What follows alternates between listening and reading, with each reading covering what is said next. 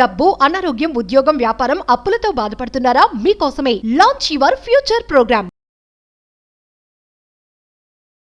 నాకు 2016లో గోవాలో ఒక అమ్మాయి పరిచయం అయింది. ఫ్రెండ్షిప్ కాస్త ప్రేమగా మారింది.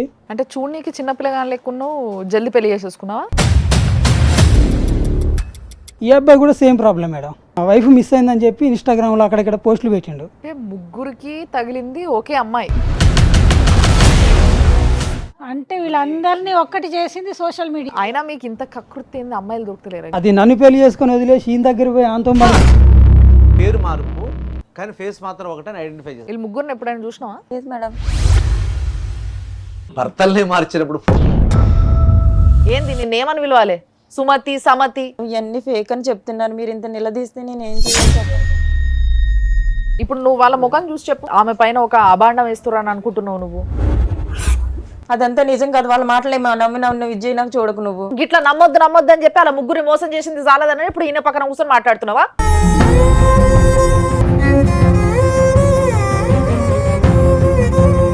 ఆడవాళ్ళ గురించి యుద్ధాలు జరుగుతాయి అనుకుంటున్నాం కానీ ఏంటి ప్రత్యక్షంగా ఇవి? నీకు పెళ్లి చేసుకోవడం హాబీ ఏంటి? నేను పుట్టిన వాతావరణం, పెరిగిన వాతావరణం నన్ను అలా మార్చేసింది. పెళ్లి అని ఒక ట్యాగ్ పెట్టుకుని వాళ్ళను, దానికి ఉన్న పవిత్రత వేరే కదా మేడం. ఆ పవిత్రతను నువ్వు గుడ్డలు మార్చేసినట్టు వాళ్ళని మార్చేసావు కదా. వాళ్ళకి కావాల్సింది వాళ్ళు తీసుకున్నారు, నాకు కావాల్సింది నేను తీసుకుని తప్పుకున్నాను.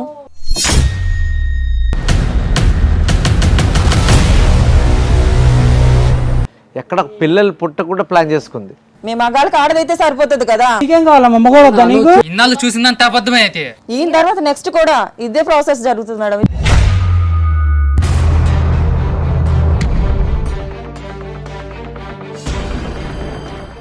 నమస్తే. మామూలుగా ఈ రోజులల్లా రకరకాల ఆనందాలకి అలవాటు పడి, అంటే ఇంకేదో కావాలి జీవితంలో అని ఎటు పోతున్నారో అర్థం కాకుండా, ఆ పయనానికి ఒక అంతు అదుపు లేకుండా, అంటే లిమిట్స్ క్రాస్ అయ్యి చేస్తున్న కొన్ని పనుల వల్ల చాలామంది జీవితాలు, అంటే వాళ్ళ చుట్టూ ఉన్న చాలామంది జీవితాలు దానివల్ల చాలా బ్యాడ్గా నెగిటివ్గా ఎఫెక్ట్ అవుతున్నాయి. ఇట్లాంటి విషయాలు చాలా జరుగుతున్నాయి ఈ సమాజంలో.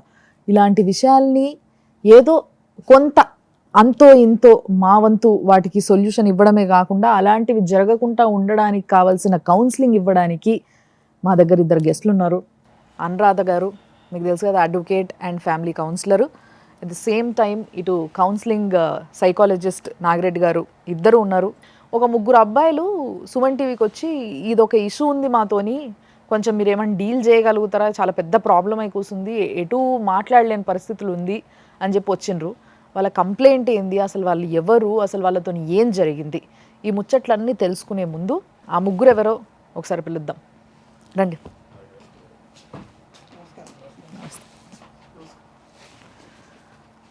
ఫస్ట్లీ మీకు ఒక ప్రాబ్లం రాగానే మీకు సుమన్ టీవీ గుర్తుకొచ్చింది, మాకు సంతోషం.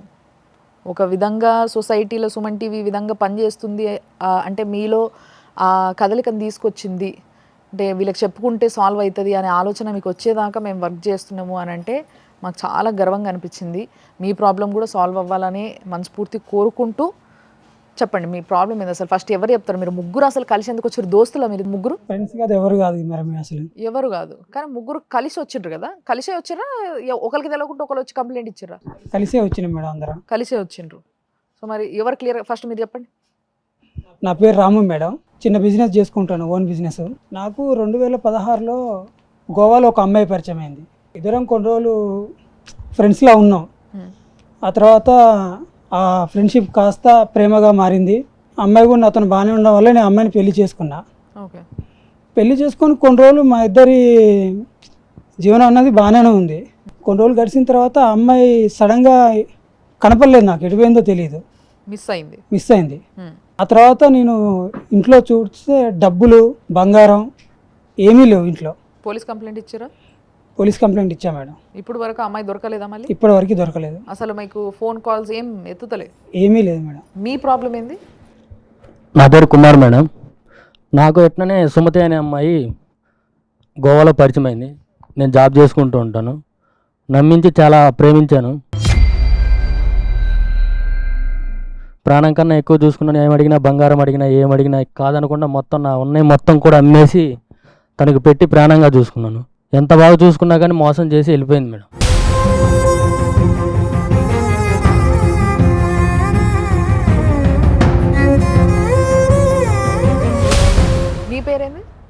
పేరు రవి మేడం. నీ ప్రాబ్లం ఏంది? ఆమె ఆర్ఫన్ ఏజ్లో ఉంటుంది మేడం. ఎవరు ఆమె? రవలి. రవలి, ఓకే. అయితే ఆమె నాకు వైజాగ్లో పరిచయం మేడం. ఆమెని ప్రేమించి పెళ్లి చేసుకున్నాం మేడం. అంటే చూడనీకి చిన్నపిల్లగాని లెక్కున్నావు, జల్ది పెళ్లి చేసేసుకున్నావా ఎట్లా? అంటే నమ్మించింది మేడం. ఆమె నమ్మిస్తే నువ్వు మోసపోయినావు. అవును మేడం. అంతేనా అవును అంటున్నది? కానీ ఇక్కడ నాకు అర్థం కానిది ఏంటంటే మీరు ముగ్గురు ఫ్రెండ్స్ కాదంటున్నారు, కానీ ముగ్గురు ఒక అమ్మాయి చేతిలో మోసపోయినామంటున్నారు. మరి ముగ్గురు కలిసి ఎందుకు వచ్చిండ్రు? మీరు ఎక్కడ ఒకరికొకరు ఎక్కడ పరిచయం అయినారు అసలు? నా దగ్గర నుంచి పారిపోయింది కదా మేడం. పారిపోయినప్పుడు నేను పోలీస్ స్టేషన్కి వెళ్ళి కంప్లైంట్ ఇచ్చిన, అమ్మాయి మిస్సింగ్ అయిపోయింది అని చెప్పి. ఇచ్చినప్పుడు అమ్మాయి ఫోటోని కింద నా నెంబర్ వేసి ఎక్కడ కనబడితే ఫోన్ చేయండి. నా నుంచి పోయిన తర్వాత ఈయన దగ్గర కూడా మిస్ అయిపోయింది, డబ్బులు అవి తీసుకోండి. ఇతను కూడా పోలీస్ స్టేషన్ పోయి కంప్లైంట్ ఇద్దాం అన్న టైంలో అక్కడ ఆ అమ్మాయి ఫోటోను కింద నెంబర్ కనపడింది. నా భార్య ఇక్కడ ఎందుకు ఉంది తన ఫోటో అని చెప్పి చూసి ఈయన నా నెంబర్కి ఫోన్ చేశాడు. అంటే ఒకే అమ్మాయి మీ ఇద్దరు లైఫ్లోకి వచ్చిపోయింది. అవును. ఏమో మరి మనిషిని పోలిన మనుషులు ఉంటారు కదా, అట్లా ఉండొచ్చేమో. సరే అలానే అనుకొని తను నాకు ఫోన్ చేశాడు మేడం. ఫోన్ చేసిన తర్వాత నా దగ్గరికి వచ్చి కలిసిండు. కలిసిన తర్వాత ఏంటి బ్రో ఇట్లా నువ్వు ఇది అని అడిగితే తను నా వైఫ్ రా బాబు నువ్వురా అని చెప్పి నా దగ్గర ఉన్న ఫోటోలు చూపించిన. వాడేం చేశాడు, తన దగ్గర ఉన్న ఫోటోలు కూడా నాకు చూపించిండు. మా ఇద్దరికి అప్పుడు అర్థమైందంటే మా ఇద్దరిని అవలగాలం చేసి దొబ్బేసిందని అర్థమైంది. ఈ అబ్బాయి కూడా సేమ్ ప్రాబ్లం మేడం. ఈ అబ్బాయి ఏంటంటే మా వైఫ్ మిస్ అయిందని చెప్పి ఇన్స్టాగ్రామ్లో అక్కడక్కడ పోస్టులు పెట్టిండు. అది మా ఫ్రెండ్స్ వాళ్ళ ఫ్రెండ్స్ ఎవరో చూసి ఇట్లా వీళ్ళ వైఫ్ కూడా మిస్ అయిందిరా బాబు, వీళ్ళు కూడా సేమ్ మీ వైఫే, కొంచెం వాళ్ళని అడుగు తెలుస్తుందని చెప్పి చెప్పారు. అంటే ముగ్గురికి తగిలింది ఒకే అమ్మాయి. ఇంకా మేమన్నా సరే ఇట్లా నిలబడి ఉన్నాం కానీ వీడు పిచ్చిగా ప్రేమించి తాగుడికి అలవాటు అయిపోయి సరిగా మాట్లాడడం కూడా రావట్లేదు మేడం వాడికి. అంటే బేసిక్గా అబ్బాయిల్లో ఇది ఒక గుణం, నిజంగానే చాలామంది అబ్బాయిలు నేర్చుకోవాల్సిన విషయం ఇది. ఏంది అని అంటే అమ్మాయిలు మోసం చేసేవాళ్ళు అని గుర్తించే శక్తి అబ్బాయిలకు ఉండదు అనేది చాలామంది మాట్లాడుతూ ఉంటారు. కానీ ఒక అమ్మాయి ముగ్గురిని ఇంత సమానంగా పెళ్ళిళ్ళు చేసుకొని మరి మోసం చేసి ఉన్న బంగారం అంతా ఎత్తుకపోయేదాకా కూడా వీళ్ళకి ఒకే అమ్మాయి ఇన్ని పెళ్ళిళ్ళు చేసుకుంటుందన్న విషయం కూడా తెలియదు. తెలియదు మేడం, అంతలాగా నటించింది, ఆస్కార్ ఆర్టిస్ట్ లాగా నటించింది మాతోటి. కాదు, ప్రేమిస్తే పర్లేదే, ప్రేమించి పెళ్లి చేసుకొని పారిపోవడం అంటే నిజంగా మరి మీరు నిజంగా బకరాలే. మీరు కాదు సార్, బకరాలను చేసి ఆడుకుంది సార్ ఇంటర్. ఒక్కటే అమ్మాయి అని వీళ్ళు కంక్లూజన్కి వస్తున్నారు. నిజంగానే ఆ అమ్మాయి ఎదురుగుండా పడితే ఆ అమ్మాయిని మీరు గుర్తుపట్టగలుగుతారా? మీరు ముగ్గురు గుర్తుపడతాం మేడం, గుర్తుపడతాం. పెళ్లి చేసుకుని ఆవిడతో కాపురం చేసినాం మేడం, గుర్తుపట్టలేము. పేరు మార్పు కానీ ఫేస్ మాత్రం ఒకటని ఐడెంటిఫై చేసి. అవునా? అవును సార్. అవును సార్. అంటే బాధితుల సంఘం అంటే పూర్తిగా మీరు భార్య బాధితులు. నాకు ఒక చిన్న డౌట్ చెప్పండి, లేచిపోయిందా పారిపోయిందా? పారిపోయింది సార్, నా దగ్గర నుంచి పారిపోయింది. అవతల ఎవరికైనా లేచిపోయింది నాకు తెలియదు. నీ దగ్గర నుంచి పారిపోయి ఆయన పట్టుకుంది. నీకు పెళ్ళి ఎప్పుడైందా అమ్మాయితో? నాకు 2016లో అయింది మేడం. నీకు ఎప్పుడైంది? 2018లో అయింది. ఆమె ఎప్పుడు పరిచయం అయింది నీకు? 2018లో పరిచయం అయింది. అప్పుడే పరిచయం అయింది, అప్పుడే పెళ్లి చేసుకున్నావు. ఇంత ఆగుతలేదా మీకు? ఇన్స్టెంట్ లవ్ అండి. మరి అంటే ముందు వెనక చూసుకోలేదు, ఆ పిల్ల బ్యాక్గ్రౌండ్ ఏంది, ఆ పిల్ల కథ ఏంది, ఇదేం లేదు. నీకు ఎప్పుడు పెళ్ళైంది? నాకు 2020లో పెళ్ళైంది. 2 years గ్యాప్ అండి, చాలా మంచి గ్యాప్ మెయింటైన్ చేసిందండి. 2. మీ ముగ్గురులో ఉన్న ఇంకో కామన్ పాయింట్ ఏం తెలుసా? పిల్ల ఒకటి కాదు, మీ ముగ్గురు బుద్ధులు అట్లే ఉన్నాయి. అంత ఆగలేంతనము ఆ పిల్లని అసలు ఎవరు ఏంది కథ చూసుకోకుండా పెళ్లిళ్ళు చేసేసుకున్నారు ముగ్గురు.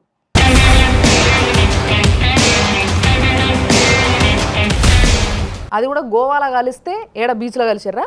అంటే సేమ్ అదే place beach. Very good. Photos చూసి ఒకటి అనుకుంటున్నారు, ఫిజికల్ గా ఆమెను చూస్తే ఆమె కాదు మీరు గుర్తుపడతారా? ఖచ్చితంగా గుర్తుపడతాం మేడం. సరే ఒక పని చేద్దాము, మీరు సో కాల్డ్ ఏదైతే ఫోటో చూపించి మాకు ఈ అమ్మాయి అని చెప్పినరో ఆ అమ్మాయిని మేము పిలిపించడం జరిగింది. మీరు ఇచ్చిన నంబర్లతో, మీరు ఇచ్చిన ఇన్ఫర్మేషన్తో. అదంతా బయటికి చెప్పడానికి లేదు, కాన్ఫిడెన్షియల్. కాబట్టి మీరు ఒక పని చేయండి, మీ ముగ్గురిని చూస్తే ఆమె ఏం మాట్లాడదేమో, లేకపోతే అసలు వస్తుందో ఆదో అని కొంచెం డౌట్ ఉంది నాకు. కాబట్టి మీరు కొంచెం పక్కకు వండ్రి, నేను ఆ అమ్మాయిని పిలిపిస్తా, తర్వాత మీరు కూడా వద్దు మాట్లాడదురు. సరే సరే ఓకే. సో మనం ఆ పిల్లని పిలిపించినాము, వచ్చింది, మరి చూద్దాం ఒకసారి, పిలుద్దాం. దామా. నమస్తే. ఎవరైనా మీ తమ్ముడా? కాదండి, కాబోయే భర్త. కాబోయే భర్తనా? ఎప్పుడు పెళ్ళి? ఇంకో 10 రోజుల్లో. ఏం పేరు ఆమెది? మౌనిక. మౌనిక. నువ్వు ఎందుకు వచ్చినావు తెలుసా నీకు ఇడికి? తెలియదు మేడం. ఆమె పిలుస్తూ వచ్చేసినావు అంటే ఆమె ఏడికి రమ్మంటే ఆడికి వచ్చేస్తావు నువ్వు? చేస్తా మేడం. అంత ప్రేమ? ఎప్పటి నుంచి పరిచయం ఆమె నీకు? 4 నెలలు. నెలలనే నీకు మొత్తం ఆమె అర్థమైపోయిందా ఇంత కాన్ఫిడెంట్గా? చెప్పగలను మేడం ఖచ్చితంగా. రవలి అనే పేరు విన్నావమ్మా నువ్వు ఎప్పుడైనా? లేదు మేడం. నీకు ఎవరైనా ట్విన్ సిస్టర్స్ ఉన్నారా? లేదు మేడం. నువ్వు ఒక్కదానివేనా? అవునండి. ఈమెకి కొంతమంది అబ్బాయిలతో పరిచయం ఉందంట తెలుసా? ఇంతకు ముందు చెప్పిందా నీకు ఎప్పుడైనా?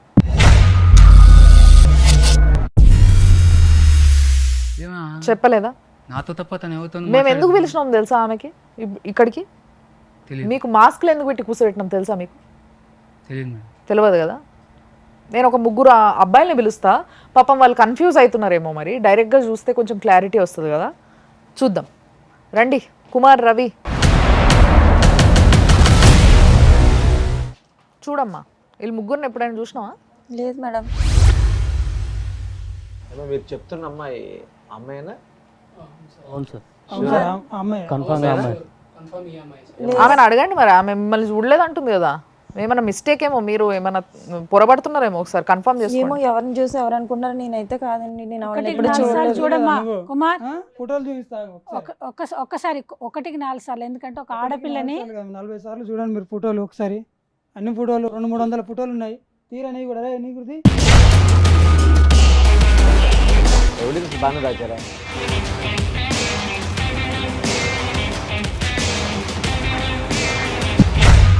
ఇప్పుడు ఆమెనేమో మీరు అసలు ఎవరో తెలియదు అని అంటుంది, మీరేమో ఆ అమ్మాయే మా ముగ్గురిని మోసం చేసింది అంటున్నారు. అయితే ఇప్పుడు వరకు వీళ్ళు చూపించిన ఫొటోస్ మాకు ఇంతకు ముందు కూడా వాళ్ళు కంప్లైంట్ ఇవ్వడానికి వచ్చినప్పుడు కూడా ఫొటోస్ చూపించడం జరిగింది. పోలీస్ స్టేషన్లో కంప్లైంట్ ఇచ్చినప్పుడు పెట్టిన ఫోటో కూడా ఆధారంగా ఉంది. ఇవన్నీ ఉండంగా కూడా కొంచెం ఎందుకు అమ్మాయికి అన్యాయం జరగొద్దు, అమ్మాయిని డైరెక్ట్ చూసినాకనే మాట్లాడదామని చెప్పి మనం ఇప్పుడు వరకు కూడా దాన్ని ప్రొలాంగ్ చేసినాము. సార్ మీరు కూడా చూసినారు ఫొటోస్, మేడం మీరు కూడా చూసినారు ఫొటోస్. 100% మ్యాచ్ చేయండి. అందులో ఏమి మార్ఫింగ్ చేయడం లాంటిది అయితే నాకేమీ అనిపించట్లేదు. ఏమంటావు, నువ్వేమంటావు? అది నీ ఫోటో కాదా? కాదు మేడం, కాదు. నేను నువ్వేమన్నా హీరోయిన్ అనుకుంటున్నావా? నీ ఫోటో పెట్టుకొని వాళ్ళు మార్ఫ్ చేసుకొని నా పిల్లామని చెప్పుకోనీకి అదే జరిగింది అనుకుంటున్నాను మేడం. ఆడవాళ్ళ మీద ఇలా చేయడం అంటే కరెక్ట్ కాదు. అదే అమ్మా, నువ్వేమైనా పెద్ద ఫిగర్ ఎప్పుడు చూడలేదా నువ్వు? ఒకసారి చూడు నా ముఖం, ఎప్పుడు చూడలే? లేదండి, కావాలని ఇలా చేస్తున్నారు అంతే. నేనైతే చేసింది కదా. మీరు ఎవరిని చూసి ఎవరు అనుకుంటున్నారో నన్ను, నేనైతే కాదు. కాదు భయ్యా, అసలు ఇక్కడ ఇంకొక 1 year అయితే నీకు తెలిసిద్ది. మాతో పాటు ఇక్కడ వచ్చి కూర్చుంటావు నువ్వు కూడా. ఇంత గట్టిగా చెప్తున్నారు. పోలీస్ స్టేషన్ లో కంప్లైంట్ ఇచ్చిండ్రు, నీ దగ్గరికి పోలీసు వాళ్ళు వచ్చిండ్రా? ఎవరు రాలేదు మేడం. ఏమైనా ఫోన్ కాల్ కానీ ఏం రాలేదు సార్. ఎవరు రాలేదమ్మా? ఓకే. ఫోన్లు చేస్తే ఎత్తలేదు అన్న విషయాన్ని వీళ్ళు ఆల్రెడీ అసలు నేను చేస్తే కదా నేను నాకు రావడానికి ఫోన్ కాల్స్ అయినా. ఒకే ఫోన్ వాడుతున్నావు, కొన్ని సంవత్సరాల నుంచి ఏమైనా నంబర్లు మారుస్తా వస్తున్నావు. ఒకటే ఫోన్ అండి, మార్చుకోవాల్సిన అవసరం నాకేమొచ్చింది? ఇచ్చిన నంబర్లతో మార్చుకోవాల్సిన అవసరం నాకు లేదు కదా. కలవట్లేదు మేడం. మాకు ఇచ్చిన నెంబర్లు ఎప్పుడు కలవదు. మాట్లాడు. నాకు ఇచ్చిన నెంబర్ బ్లాక్ లిస్ట్ లో అని వస్తుంది మేడం. ఇప్పుడు భర్తల్ని మార్చినప్పుడు ఫోన్ నెంబర్ మార్చడం పెద్ద కష్టం మేడం. 4 నెలల్లో వాళ్ళు పూర్తిగా స్టడీ చేస్తావు, అవునా? నువ్వు 100% నమ్ముతున్నావు, వీళ్ళ మాట నమ్మవు. ఇంత స్టడీ చేసిండు కదా సరేనా? ఇప్పుడు నువ్వు వాళ్ళ ముఖం చూసి చెప్పు, మరి వాళ్ళు ఎందుకు ఇట్లా ఆమె పైన ఒక అభాండం వేస్తున్నారు అని అనుకుంటున్నావు నువ్వు? కావాలని దేనికోసం అంటావు? ఒకసారి తెలీదు, అసలు తెలీదు. నువ్వు ఎంత మీదకి వచ్చి అడిగినా సరే ఇదే సమాధానం, ఇదే సమాధానం.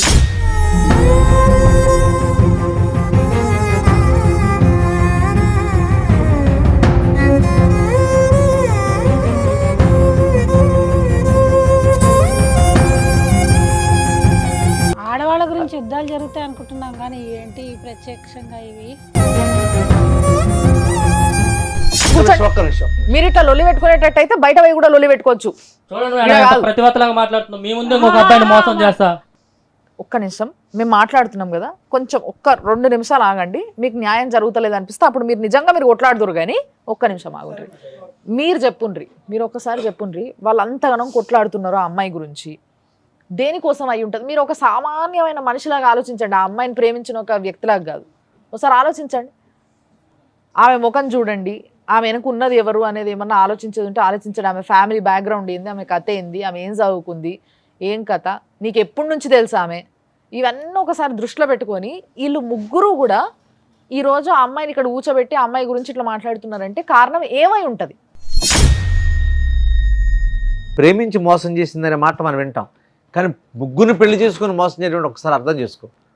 అంత ముగ్గురు వచ్చి ఇలాగ కంప్లైంట్ చేస్తున్నారంటే ఒకసారి ఆలోచన చేయ నువ్వు. ఒకసారి ఆయన కన్నా అర్థం కావాలి కదా అసలు. ఇదే జనరల్ మనం చూస్తుంటాం కదా మేడం, ప్రేమించారు మోసం చేశారంటాం, పెళ్లి చేసుకుని మోసం చేయడం ఏంటి? నిజం కాదు, నువ్వు నమ్మొద్దు వాళ్ళ మాట. నువ్వు తను లవ్ చేస్తాను కదా, నీకు అసలు ఆడ ముగ్గురిని మోసం చేసింది కాకుండా ఆయన పక్క కూర్చొని నువ్వు నమ్మొద్దు అని చెప్తున్నావు. గిట్లా నమ్మొద్దు అని చెప్పి అలా ముగ్గురిని మోసం చేసింది చాలదని ఇప్పుడు ఈయన పక్కన కూర్చొని మాట్లాడుతున్నావా? ఏంది నిన్నేమని పిలవాలి? సుమతి, సమతి? నిజానికి నేను మౌనికనే చెప్తున్నాను మేడం, ఇవన్నీ ఫేక్ అని చెప్తున్నాను. మీరు ఇంత నిలదీస్తే నేను ఏం చేయాలి చెప్పండి. గోవాలో తిరిగినప్పుడు తెలీదా 1.5 సంవత్సరం ఉండి పెళ్లి చేసుకొని? ఆడపిల్లల పైన చేతులు ఎత్తొద్దు, మేము మాట్లాడుతున్నాం. మీరు మా మీద మర్యాదతోనే మీరు వచ్చి మీ మీద మర్యాద ఉంది కాబట్టి దాన్ని చూసి ఇప్పుడు ఇక్కడ కూర్చున్నా. ఆ నొక్కని వదిలేస్తే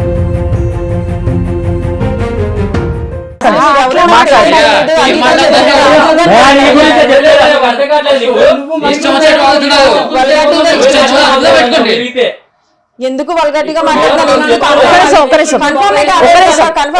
నేనే అనేసి కాదని చెప్తున్నాను కదా, ఎవరిని చూసి ఎవరు అనుకున్నారని చెప్తున్నాను కదా. నేను ఇదే అనాథాశ్రమంలోనే నేను అదే సరే. ఆ అనాథాశ్రమం పేరు అప్పుడే అక్కడే చేసుకున్నానండి సంఘ సేవ. అనాథాశ్రమం పేరు డీటెయిల్స్ మాకు ఇస్తే మేము ఒకసారి ఇప్పుడే ఫోన్ చేసి మాట్లాడతాం. నువ్వు ఎప్పటి నుంచి అక్కడ ఉన్నావు ఇవన్నీ ఇన్ఫర్మేషన్ మేము కనుక్కుంటాం. ఏ అనాథాశ్రమం అని మీకు చెప్పింది ఏమన్నా మీకు గుర్తుందా? ఆమె అప్పుడు గోవాలో ఉండే అని అన్నారు కదా. అనాథాశ్రమంలో ఉంటానా, నేను ఇక్కడ నర్సుగా పనిచేస్తానని చెప్పి నాతో చెప్పింది మేడం. అక్కడ ఏదో అనాథాశ్రమం తీసుకెళ్ళి చూపించింది, అక్కడ ఏదో ఉంది. తర్వాత ఒక హాస్పిటల్లోకి వెళ్ళేది నర్సుగా చేస్తానని, అక్కడ ఏం పని చేస్తుందో కూడా తెలియదు నాకు.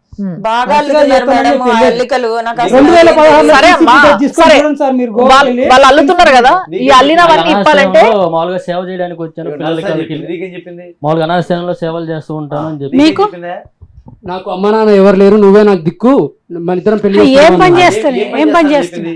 అనాథాశ్రమంలో వర్క్ చేస్తున్నా, చిన్నపిల్లలు చూసుకుంటా అని చెప్పింది సార్. అదంతా నిజం కాదు, వాళ్ళ మాటలే నమ్మిన ఉన్న విజయ్ నాకు చూడకు నువ్వు. రేపటి రోజు మాలాగే నువ్వు కూడా ఇలానే తిరగాల్సి వస్తుంది.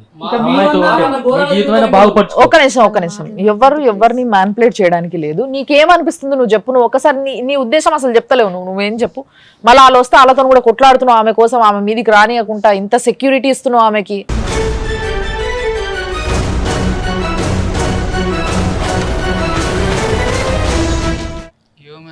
తమ్ముడు మేము కొడదానికి కొత్త ఆపినావు కదా, 6 నెలల తర్వాత నువ్వే దాన్ని కొడతా, ఎక్కడ కనపడతా అక్కడ.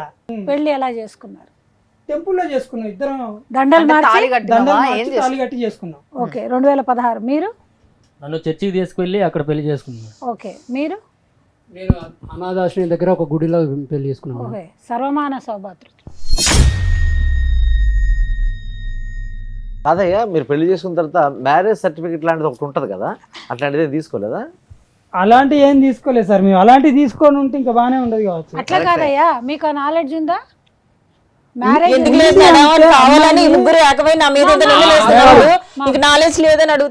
ఆల్రెడీ నువ్వు ఏదైతే ఎక్కడి నుంచి అయితే వస్తున్నావు ఇదంతా కూడా మేము అబ్జర్వ్ చేయడం జరిగింది. నువ్వు ఎక్కడ ఉంటున్నావు అన్న విషయం కూడా మాకు తెలుసు. ఇప్పుడు నువ్వు చెప్పకపోతే మాకు తెలియదు, నువ్వు ఏది చెప్తే మేము నమ్మేస్తాం, గొర్రెల లెక్క తలుపుతామని నువ్వు అనుకుంటే నువ్వు పిచ్చిదాని అవుతావు.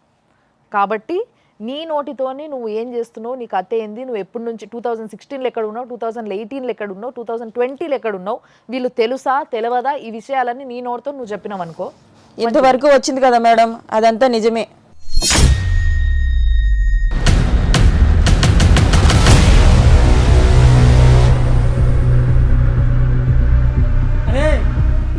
చూసా ఇప్పుడు చేసుకుంటా పెళ్లి దాన్ని.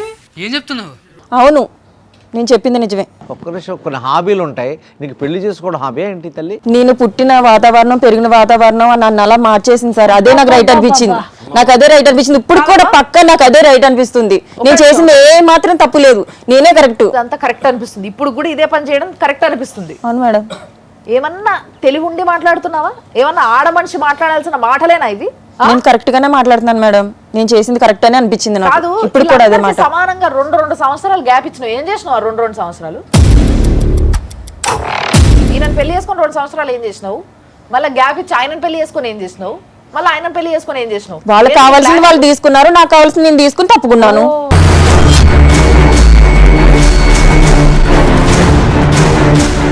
మేడం ఇంకొక ట్విస్ట్ గమనించలేదు, ఎక్కడ పిల్లలు పుట్టకుండా ప్లాన్ చేసుకుంది.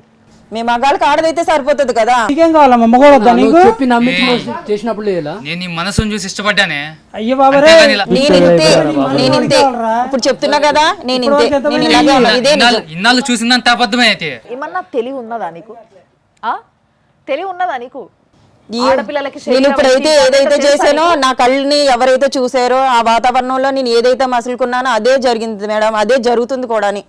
నేను ఇంటెన్షన్ గా ఏం ఫీల్ అయ్యానో మొత్తం అక్కడ జరిగిన విధానాలను బట్టి చెప్పు. నీ ఫీలింగ్ ఏంది అసలు? నన్ను చూసిన విధానాన్ని బట్టి నేను మసులుకున్నాను అలాగా. ఇదే కరెక్ట్ లాగుందని, ఇదే కరెక్ట్ అని అంటున్నాను మేడం ఇప్పుడు కూడా. అంటే వాళ్ళు నిన్ను అట్లా చూడడం వల్ల నువ్వు వాళ్ళకి అట్రాక్ట్ అయ్యి వాళ్ళని ఆ విధంగా మలుచుకున్నావా? అవును మేడం. అంతేనా? అసలు తను తప్పే ఉందండి. వాళ్ళు పెళ్లి చేసుకుంటా అంటే వీళ్ళ తర్వాత ఈయన తర్వాత నెక్స్ట్ కూడా, ఇది కాకుండా నెక్స్ట్ కూడా, ఈయన తర్వాత నెక్స్ట్ కూడా ఇదే ప్రాసెస్ జరుగుతుంది మేడం. ఇదే రిపీట్ అవుతుంది మళ్ళీ. ఏం మాట్లాడుతున్నావు? తెలివి ఉందా? అర్థమవుతుందా? చెంప వెళ్ళిపోతా చెప్తున్నా. ఇట్లా పిచ్చి పిచ్చి మాట మాట్లాడితే కూర్చొని ఏం చేస్తారు? మీ ముగ్గురం కలిసి ఇక్కడికి వచ్చి ఏం చేస్తారు? ఏం చేస్తారు?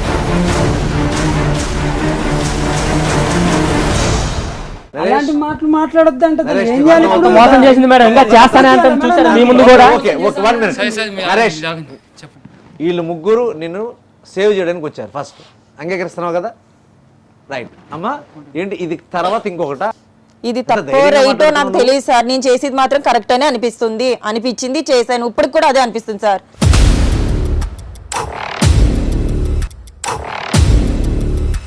రమ్య గారు, నో డౌట్ అండి, షీఈ్ మెంటల్లీ చాలా డిస్టర్బ్ అయింది, చాలా పిచ్చి పిచ్చిగా ఆలోచిస్తుంది. సార్ డెఫినెట్లీ ఈమెకి ట్రీట్మెంట్ 100% అవసరం.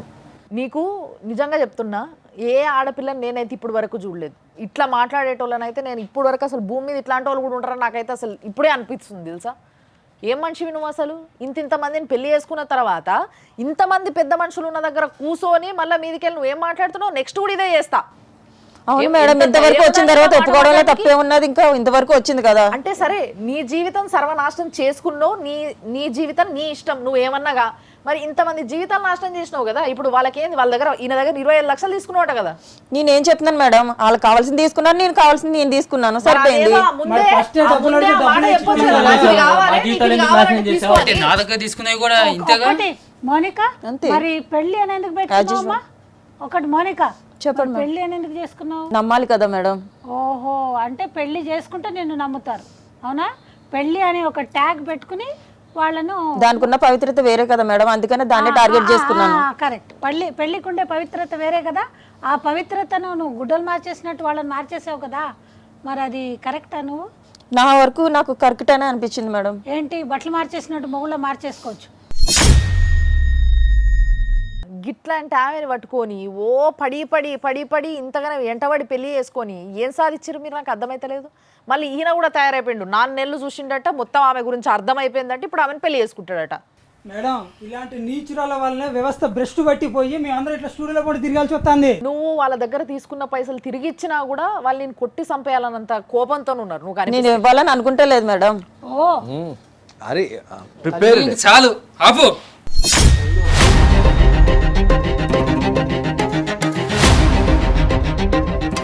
ఇష్టం వచ్చినట్టు వాగుతుందో.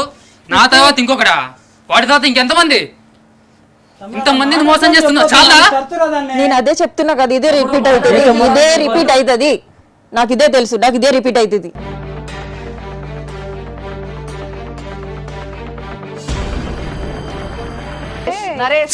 నరేష్, ఇష్టపడ్డాను కాబట్టి ఏం అనలేకపోతున్నా. నేను చాలా బాగా నేర్పించావు. నా జీవితం నాశనం కాకుండా ఇప్పటికైనా అర్థం చేసుకున్నందుకు. మేడం, దీనికి ఏదో ఒక శిక్ష పడాలి మేడం. మళ్ళీ భవిష్యత్తులో ఇలాంటి తప్పు చేయకుండా ఉండాలి. మోనిక కూసో మోనిక, ఇంకా నువ్వు ఎక్కడికి పోలేవు. కానీ ఇప్పుడు సరే, నువ్వు చేసింది కరెక్ట్ అని నువ్వు భావిస్తున్నావు కదా. Yes madam.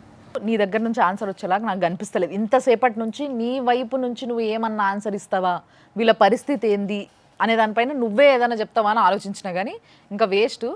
మేడం మీరు చెప్పండి, లీగల్గా ఈ కేసు దేని కిందకి వస్తుంది, ఎలాంటి యాక్షన్ తీసుకోవచ్చు, ఈమె పరిస్థితి ఏంది, వీళ్ళ పరిస్థితి ఏంది? అంటే మన న్యాయ వ్యవస్థలో ఒక మగవాడు వెళ్ళి పోలీస్ స్టేషన్కి వెళ్ళి ఏడిస్తే నమ్మే పరిస్థితి లేదు. పాపం వాళ్ళకి అదే గతి పట్టినట్టుంది.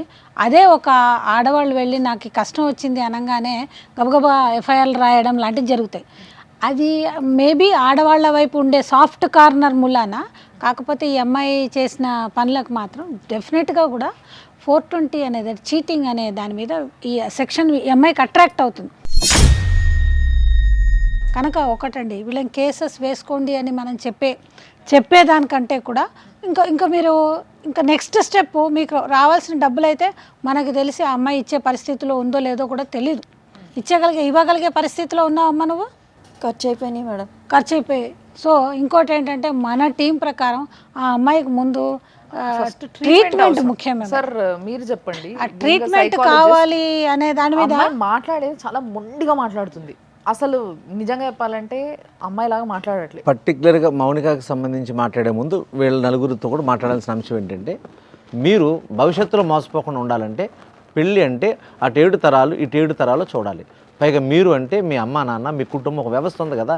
మీరు ఇలా రోడ్డు మీద పడితే మీ కుటుంబంలో మీ పెళ్ళి కానీ చెల్లి ఉండొచ్చు, పెళ్ళైన అక్క ఉండొచ్చు, మీ బావ అనుమానం ఉండొచ్చు. రేపు వాళ్ళ పరిస్థితి ఏమవుద్ది అంటే, మీరు తీసుకున్న ఒక్క నిర్ణయం మీ కుటుంబాన్ని ఇబ్బంది పెడుతుందా లేదా? ప్రేమించడం తప్పు అని నేను అన్నాం, కానీ పెళ్లి చేసుకున్నప్పుడు దాని పద్ధతి ప్రకారం చేసుకోవాలి. అది మీకు సంబంధించి. అమ్మ మౌనిక, నువ్వు 100 చెప్పు 1000 చెప్పు, నువ్వు చేసింది తప్పు. ఈ మధ్యకాలంలో మనం చూస్తున్నాం, అమ్మా నాన్న ఉన్న పిల్లలు కూడా తప్పులు చేస్తున్నారు. అసలు ఎవరు లేని అనాథ తప్పు చేయడానికి బోలెడని అవకాశాలు ఉన్నాయి. ఒక పేదరికం అయి ఉండొచ్చు, ఆమె సరైన గైడెన్స్ లేకపోవడం వల్ల ఆ అమ్మాయి తప్పుగా ఆలోచించింది. ఇలాగ లగ్జూరియస్గా తిరగాలనే ఆలోచనతో వీళ్ళని మోసం చేసింది. పెళ్ళి అంటే అది జీవితాంతం మనం కలిసి ఉండాల్సిన పరిస్థితి కనుక దీన్ని బిజినెస్ చేసి మహిళా లోకానికి మచ్చ తెచ్చే ప్రయత్నం చేయకు తల్లి. నువ్వు మారి ఇలాంటి తప్పుడు పని నువ్వు ఇంకొకసారి చెయ్యను అని నువ్వు ఫిక్స్ అయితే, నిజంగా నీ రోజు నడవడికలా అదంతా మాకు అనిపిస్తే, కౌన్సిలింగ్ తర్వాత నువ్వు బెటర్ అయితే నీకేదో ఒక చిన్న జాబ్ కూడా మేము చూపిస్తాం. నీకు కావాల్సింది పైసలు కదా, అవి కష్టపడి సంపాదించుకోవాలి. పైసలు ప్రతి ఒక్కరు మేమందరం కూడా కష్టపడి సంపాదిస్తున్నాం. ఎవరి కష్టం వాళ్ళది, ఎవరికి దొరికే ఆపర్చునిటీస్ వాళ్ళకు ఉంటాయి. కాబట్టి నీకు కూడా ఒక చిన్న ఉద్యోగం ఇప్పిస్తాము. ఆ ఉద్యోగం చేసుకొని నీకు వచ్చిన దాంట్లో సంతోషంగా బతకడం అనేది నువ్వు నేర్చుకో. అంతేగాని ఇంకెక్కువ కావాలని చెప్పి ఇట్లాంటి అమాయకుల్ని పట్టుకొని ఇది చేయడం వద్దు. అర్థమవుతుందా? ఇప్పుడు వాళ్ళందరూ సపరేట్గా ఉన్నారు కనుక పెళ్ళి అనేది ఒక అడ్డు పెట్టి వాళ్ళని మోసం చేయగలిగావు. కానీ ఇప్పుడు వాళ్ళంతా ఒకటయ్యారు. వాళ్ళందరూ ఒకటే నీ మీద కేసు వేస్తే రేపు పొద్దున నీ పరిస్థితి ఏంటమ్మా? చెప్పు వాళ్ళకి ఇప్పుడు కన్నా సారీ చెప్పు. మరి మాకు న్యాయం ఏంటి మేడం? ఇంకేనారా నీకు? దాని దగ్గర డబ్బులు ఏం లేవంట అన్నీ. అంటే తప్పుల మీద తప్పులు తెలుసో తెలియకనో మీరు కూడా చేసిండ్రు, అంటే నెగ్లెక్ట్ చేసారు. బేసిక్గా చాలా మంది సమాజంలో చేస్తున్న తప్పు ఇదే. ఎవరో ఎక్కడనో కలిసిండ్రని చెప్పేసి, లేకపోతే ఎవరో ఏదో వెబ్సైట్లో దొరికిండ్రని చెప్పేసి, ఇంకా చాలా యాప్స్ వచ్చినాయి, వీటిలల్లో చాలామందిని పరిచయం చేసుకొని వాళ్ళతో రిలేషన్ మెయింటైన్ చేసి ఎటువంటి ఎవిడెన్స్ లేకుండా చేసుకోవడం, కేవలం ఫొటోస్ మాత్రం పెట్టుకొని ఇవి మార్ఫింగ్ అనేసి ఒకరు అంటుంటే ఇట్లా వాదించడం, ఇదంతా ఎండ్లెస్ ప్రాసెస్. కాబట్టి ప్రతి దానికి ఒక ప్రూఫ్ ఉండాలి. పెళ్ళికి ఒక ప్రూఫ్ ఉండాలి. ఆ ప్రూఫ్ లేకుండా మీరు చేసుకున్నారు కాబట్టి, ఇక్కడ దాకా మీరు తెచ్చుకున్నారు కాబట్టి, అట్లీస్ట్ మీకందరికీ నేను థ్యాంక్స్ చెప్తా. ఏంది అంటే, మీరు సుమన్ టీవీకి వచ్చి ఇట్లాంటి వాళ్ళు ఉన్నారు, కొంచెం జాగ్రత్త బ్రో అని మీరు ఇప్పుడు ఇందాక చెప్పుకున్నారు కదా, అదే లాంగ్వేజ్లో చాలామందికి మీ ఏజ్ పిల్లలకి మీరు ఒక మంచి విషయాన్ని చెప్పిండ్రు, ఇట్లా జరుగుతుంది బయట అనేసి నేనే మీకు థ్యాంక్స్ చెప్తున్నా. మౌనిక, నువ్వు కూడా సారీ చెప్పాలమ్మా. చాలా తప్పు నువ్వు చేసింది. సారీ చెప్తే పోయేది కూడా కాదు అది. అలా యాక్సెప్ట్ కూడా చెయ్యరు, కానీ నువ్వు చెప్పాల్సిన సారీ నువ్వు చెప్పేసి.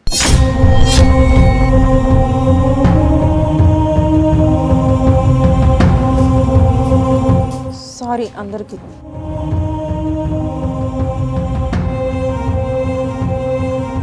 మీతో తప్పు చేసినందుకు మీ గురించి మీరు మాట్లాడే హక్కు ఉన్నది, కానీ ఇంకొకటితో కూడా ఇట్లనే చేస్తుంది అని చెయ్యని పనిని ముందే మీరు ఊహించుకొని అనే హక్కు అయితే మీకు లేదు. ఫ్యూచర్లో ఇంకెప్పుడు ఇలా చేయదు అని చెప్పి మీరు గ్యారంటీ ఇవ్వగలుగుతారా మాకు? మీరు మొత్తం జీవితాలు చెడదొబ్బుకొని వచ్చి మా దగ్గర కూర్చొని మొత్తం మళ్ళీ మాఫ్ చేసేయండి, అసలు ఆమెకి మాకు ఎటువంటి సంబంధం లేకుండా వెనకాల తీసుకుపోరంటే దేవుళ్ళం ఏం కాదు, మేము ఇక్కడ కూర్చున్నాం ముగ్గులం. అర్థమైందా? కాబట్టి మీరు చేసుకున్న తప్పులని సరిదిద్దుకునే ప్రయత్నాన్ని చెయ్యండి అని చెప్పి మేము కౌన్సిలింగ్ మాత్రం చేస్తున్నాం. మీరు ఎటువంటి కక్ష తీర్చుకోవడానికి లేదా అమ్మాయి పైన, ఆ అమ్మాయికి మీ సైడ్ నుంచి ఎటువంటి హాని జరగద్దు. అట్ ది సేమ్ టైం నువ్వు ఇంకో అబ్బాయి దిక్కు ఇప్పట్లో చూడొద్దమ్మా. నిజంగా తర్వాత నిన్నవాడని ఇష్టపడి పెళ్లి చేసుకుంటే జీవితం అంతా వాడే అని వాడు కాలు పట్టుకొని ఉన్నా కూడా నీకు తప్పులేదు నువ్వు చేసిన పనులకు. వాళ్ళైతే ముగ్గురు ఇష్టపడతలేరు నీతో ఉండడానికి, నీకు కూడా వద్దంటున్నావు. మాకు అసలు ప్రాబ్లం లేకుండా పోయింది ఈ విషయంలో. వచ్చేయి మౌనిక, కూర్చో ఇటు.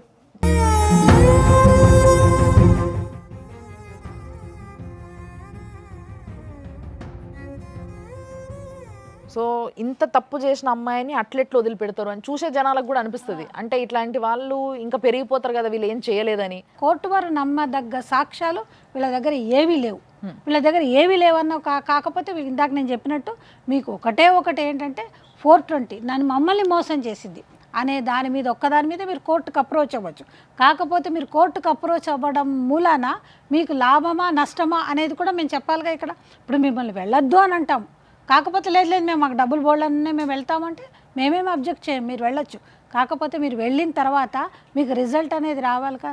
రిజల్ట్ ఏమొస్తుంది ఎప్పుడు కూడా 420లో ఏమంటుందండి, ఫైన్ అన్నా జైలు అన్నా అని ఉంటుంది. సో ఈ అమ్మాయికి ఫైన్ కట్టడానికి డబ్బులు లేవు, జైలుకి వెళ్ళడానికి అనే దాని మీద అది ఇప్పట్లో కాదు, కొన్ని సంవత్సరాల తర్వాతే అమ్మాయి జైలుకి వెళ్తుంది. ఇవన్నిటిని ఆలోచించుకొని మీరు ఏం చేయాలనుకుంటున్నారో మీరు చెయ్యండి, దాంట్లో తప్పులేదు. కానీ అట్ ది సేమ్ టైం మేము ఆ అమ్మాయికి నీకు మేము చెప్పినట్టుగా ఇప్పుడుకైనా నీ బాటలో నువ్వు నడిచేటట్టుగా నీకు ఒక చిన్న ఉద్యోగం ఇప్పిస్తాం, నీకు కౌన్సిలింగ్ ఇప్పిస్తాం. నువ్వు మారితే నీకే మంచిది, నువ్వు మారకపోతే చాలామందికి కూడా నష్టం జరుగుతుంది. ఇట్లాంటి వాళ్ళు ఇంకెంతమంది నీ చేతిలో చిక్కుతారో వాళ్ళందరికీ నష్టం జరుగుతుంది. అది జరగొద్దని మేము ఇంత ప్రయత్నం చేసినాం. కాబట్టి మా మాట ఒప్పుకొని విన్నావు కాబట్టి ఇప్పటికైనా నువ్వు మారి నువ్వు మంచిగా ఉంటే నువ్వు సంతోషంగా ఉండాలని మేము కోరుకుంటాము. And at the same time మీ లైఫ్స్ కూడా మంచిగా ముందుకు సాగాలని మీకు కూడా ఫ్రీగా కౌన్సిలింగ్ ఇప్పిస్తామని చెప్తున్నాం. చాలామంది అబ్బాయిలు ఇట్లనే తొందరపాట్ల మోసపోతున్నారు. ఒక మనిషికి 3 ముళ్ళు వేసినారంటే జీవితాంతం కలిసి బతకాలి. ఆ కలిసి బతికే జీవితాన్ని అందంగా ఉండాలనే కోరుకుంటారు అందరూ. కాబట్టి ఆ అందమైన జీవితాన్ని డిజైన్ చేసుకోవడానికి చాలా టైం పడుతుంది. 4 నెలలు, 2 నెలలు, 1 నెల, సంవత్సరంలో అయిపోదు. కొంచెం టైం తీసుకోండి, తల్లిదండ్రితో మాట్లాడండి. లేకపోతే వాళ్ళు మీకు సపోర్ట్ చేయకపోతే ఇంకెవరితోనన్నా మాట్లాడండి. ఎవ్వరు కాకపోతే టోల్ ఫ్రీ నెంబర్ ఉంది, వాడుకోండి. కౌన్సిలర్స్ ఉన్నారు, ఇట్లా సైకాలజిస్టులు ఉన్నారు, అడ్వకేట్లు ఉన్నారు, వీళ్ళతో మాట్లాడండి. ఇది మేడం పరిస్థితి, నేను ఇట్లా చేసుకుందాం అనుకుంటున్నా, మీరు ఏమంటారు, ఫ్యూచర్లో నాకు ఏమైనా ప్రాబ్లం వస్తుందా, ఇలాంటి అన్ని విషయాలు తెలుసుకొని మీరు నిజంగా కలిసి ఉండాలనుకుంటే మనస్ఫూర్తి ఒక వ్యక్తిని ఇష్టపడితే ఆ విధంగా పెళ్లి చేసుకోండి. లేదంటే ఇద్దరు వైపు నుంచి ఆ కమిట్మెంట్ ఉంటేనే ఆ సంబంధం నిలబడుతుంది. లేదంటే ఇలాంటివి చాలా చూడాల్సి వస్తుంది. ఈ సమాజంలో ఇలాంటివి చూడొద్దనే మేము కూడా కోరుకుంటున్నాం మనస్ఫూర్తిగా. కాబట్టి ఈరోజు ఈ విషయాన్ని ఇట్లా లాంచ్ చేయాల్సి వచ్చింది. Thank you so much.